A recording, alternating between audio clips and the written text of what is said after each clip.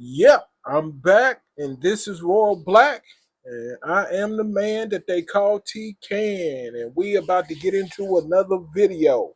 But before I do that, I just want to thank all of the people for subscribing that subscribed. I'd like to thank everybody that left a comment, good, bad, or indifferent. I appreciate it anyway. I read all of them. It's not hard to do to read three or four, but I read them. I'm going to be talking about a video today that I found on X. And it is a man that wants to discuss Chud the Builder and how we are going to react to Chud the Builder. So without any more hesitation, let's just get it rolling. Chud is getting out of jail. You know we're going to watch out for our own. Crypto Casino's making his $1 million bond. Y'all are mad about it. And y'all are going to boycott and not buy anything from white businesses. Got some bad news for you. Y'all don't own the means of production. Meaning y'all don't own grocery stores, you don't own farms, you don't own gun stores, y'all don't make ammunition. A civil war would not go very well for y'all. God don't like ugly. Y'all were rejoicing when Chud went to jail. Now not only is he getting out and going to beat the case, he's rich. We appreciate y'all making him famous. Okay, so I think the first thing that I'd like to say about the video is he was pretty honest in the video. There's not a lot that I disagree with the video. Just because I may not like his tone and I'm not that fond of Chud the Builder and the things that he was doing, I didn't hear him say anything that I would consider fictitious. I think he had a couple of opinions that I disagree with, mainly the one about the Civil War. They're his opinion. I have my opinion too, but I'm going to back my opinion up with some historical data. I'm not mad at him. He definitely know our game plan. I think he hit a couple of key points. They look out for theirs, and that's true. I admire that.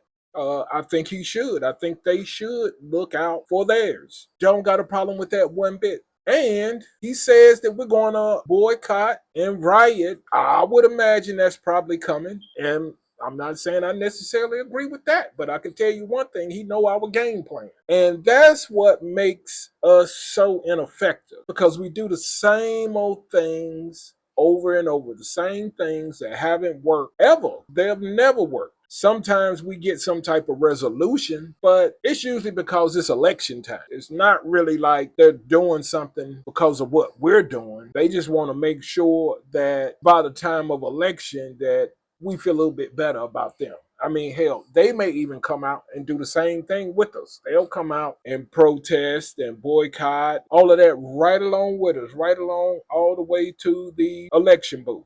But it's ineffective. Hasn't done nothing. MLK done it. Look where we at. Many people before him done it. Look where we at. I think the reason why some white people, right? Because I think it's two classes of white people. And then also we can't just say just white people. Like, of course, I'm going to say you got the racist white people and the non-racist white people. But at the same time, we got a ton of other races that are exactly the same. You got racist Asian, racist Jew, non-racist Asian, non-racist Jews, racist Indian, non-racist Indian, racist Mexican, non-racist Mexican. You got racist blacks, non-racist blacks. So it's very diverse. I mean, if all white people were racist, we wouldn't be here. That's my opinion. Or we'd be in slavery if all white people were racist. But I don't believe that. If all black people were racist, and that's where it gets tricky because if all Indians and Asians and Mexicans and whatever other race you want to throw in there, because every race got their races, but the one thing they all got in common is they hate black people more than anything. And I think I know why. And I think I understand that they hate the entitlement that we have. They hate that we want they shit. Now, this I am talking to the racist white people. They hate that we want they shit. And some non-racist white people. They don't like the fact that we want they shit. That we always complaining that they excluding us for something or not welcoming us to their shit. And believe it or not, I'd be mad too. They should be mad. I'm tired of us begging for their shit. Don't you see the pattern? Let me tell you a story. I'm gonna tell you a little story. Now, my grandmother was a store owner, and she done great up until desegregation, just like just like a whole lot of black businesses. We done great till desegregation. Just like a lot of those black towns we had, we done great until desegregation. And now everybody's running around talking about the ancestors and they owe us money for what our ancestors did. Now, look, this is where black people ain't gonna like what I got to say.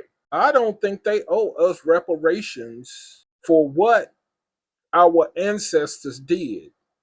I don't think they owe us no more than, let's say, for instance, if somebody was building a house. They say, here I go, I got the means and the power to conjugate everybody up. However, I get them together, whether I'm paying them or not, and get them to build this house. When that house is done being constructed, it's not the people's house that built it or that helped build it. It's not their house. It wasn't built for them. It wasn't built for them. Now, of course, they put some so-called sweat equity in it, and maybe they got paid, maybe they didn't. And yes, it's wrong not to pay people. That is wrong. But people don't pay people all the time. And when they don't, normally the generations down the line don't come around trying to claim that pay. You know, it's what I like to say is dead and stinking or charge it to the game. I never did agree with reparations for what our ancestors did. Now, if I was going to agree with reparations at all, it would be for the shit they doing right now, this moment. But I'd rather not ask them for anything. My mom used to tell me that, and I'm pretty sure some of your moms told y'all the same thing. If they ain't treating you right, leave them alone. If they ain't treating you right, just leave them alone. Don't be around them. It doesn't make sense to me. If they don't want you in their store, don't go in their damn store. If they don't want you in their restaurant, don't go in their restaurant. Whatever they don't want you to do, if it's their shit, let them have it. Don't go begging for somebody else's shit. That's how we in this hellhole now. Just think if we would have took the attitude of, which we did at one time, when we were great, they don't want to give us a piece of their pie, we bake our own pie. They don't want us in their store, we build our store. They don't want us in their neighborhood, let's build our own neighborhood. They don't want to give us a job, let's create our own job. What's so bad about that? What is so wrong about that? What is so wrong about establishing your own shit? So I got no gripes. I understand it. And that's the way that I approach it. When I done been in a place where I wasn't wanted. And the thing about it, I knew as soon as I walked in the door, I wasn't wanted. And you know what I did? Got the hell up out of there. And to be honest, I didn't see it the other way. I didn't see non-black people come into a black environment and they wasn't wanted. And I seen them get the hell up out of there. I don't see, it's not rocket science. It's just not rocket science. I don't see what the big deal is. I mean, I can understand what you're saying, or we look at the Constitution and it's not fair. Look, the world ain't fair. But you got to play the cards that you dealt. Now, just imagine. I mean, it ain't even no need to imagine because it already happened. When we had to build our own, look, we didn't already had an automobile company. We didn't had everything. Let me talk about the bus company we had down there in Greensboro. We were so busy begging to get on the white bus. We pretty much made the largest black bus company in America collapse because we didn't want to ride our own bus. I mean, why not? Better service. It ain't gonna be no racism. Like they ain't gonna deny you because you're black. They ain't gonna make you sit in the back. They ain't gonna spit on you. They ain't gonna do nothing. I mean, if they do, it's definitely not because you black. And that's what I don't get. That's the thing that I'm just sorry. I just can't understand. Look, let white people have their shit. Let Asians have their shit. Let Jewish people have their shit. Let the Indians have their shit. But let them have their shit. But we can't. We got to wear their clothes. We got to buy their merchandise. And that's why we don't got nothing. That's why we got absolutely nothing. Like he was saying. Now, of course, I'm going to get a lot of comments saying we do got the means to manufacture. Look, I could say that. I once had a manufacturing business, but it was so minute. Who else did I know that had a manufacturing business besides me? I didn't know nobody else. It was just me. And then, of course, I've ran across African Americans that are business owners, but it's so minute that when he says we don't have these things, I'm not going to argue with him. I'm not going to argue with him because a lot of times when there's just not enough representation, you get the gist. You understand what people saying. But let them have their shit. That's all I'm saying. Let them have their shit. Let them have their shit. Look, you want to boycott Target and go to the next person's shit. You still ain't coming to the black people shit. Even the black businesses that we do have, you ain't really patronizing them. I mean, yeah, you may go to a soul food restaurant or a hair salon, something like that, a barbershop. But where does the rest of your 99.9% of income go? Now, of course, you're going to say because they own everything, because they had a head start. Yeah, they did. They had more than a head start because we ain't even started running. That's what I'm saying. We ain't started running yet. I'm just saying, let's do our own thing. And I know sometimes when I say segregate, let me define it a little bit more. I'm saying let's separate from the racist people. Let's separate from the people that don't want us around. Let's avoid those people that don't want us around. And I'm pretty sure we'll find peace. It's just simple as that. Just don't deal with the people that don't want. I mean, why would you do that? Why would you want to be around somebody that don't want you around? Huh? Do you know somebody that keep coming around you and you don't want them around? I mean, everybody know that aggravating person. It's always, it's one in every neighborhood. Some guy, like, soon as you see him, you like, oh, here come this motherfucker. You don't even want him around. That's what they think about us. Every time they say, oh, here come them motherfuckers. Here they come begging. Here they come whining. Here they come complaining. I don't get it. I can't get it. There's nothing wrong with being pro to your culture or to your environment. There's nothing wrong with that.